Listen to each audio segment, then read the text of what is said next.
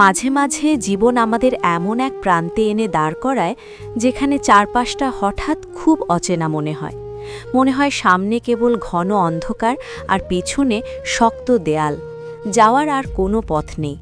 ঠিক সেই মুহূর্তে নিজের ভেতর থেকে একটা দীর্ঘশ্বাস আসে আর মন বলতে থাকে, হয়তো আমার দ্বারা আর কিছুই হবে না।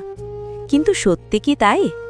আসলে জীবনের এই চরম মুহূর্তগুলো আমাদের ধ্বংস করতে আসে না, বরং আমাদের ভেতরের ঘুমিয়ে থাকা মানুষটাকে জাগিয়ে তুলতে আসে।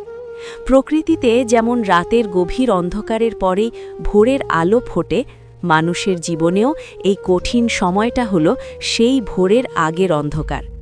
জোয়ার ভাটার মতো সুখ আর দুঃখ আমাদের জীবনে আসা যাওয়া করে। তাই আজকের এই দুঃখটাকে চিরস্থায়ী মনে করে ভেঙে পড়া হবে সব থেকে বড় ভুল। ঘড়ির কাঁটা যেমন থমকে থাকে না, আপনার এই খারাপ সময়টাও একদিন ঠিকই কেটে যাবে।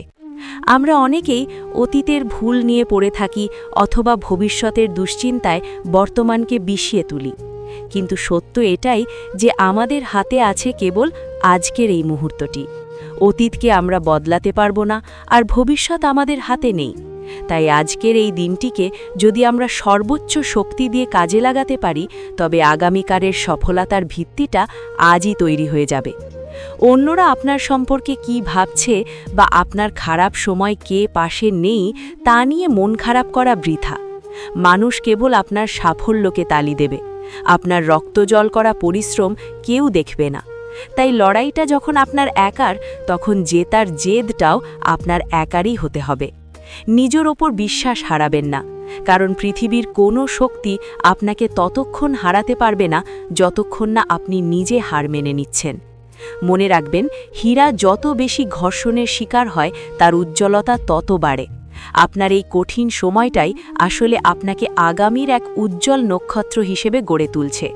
তাই বুক ভরা সাহস আর মনে অদম্য জেদ নিয়ে আবার উঠে দাঁড়ান। পৃথিবীটা জয় করার জন্য আপনাকে কেবল একবার সফল হতে হবে, আর সেই সফলতার শুরুটা হতে পারে ঠিক এখন থেকেই।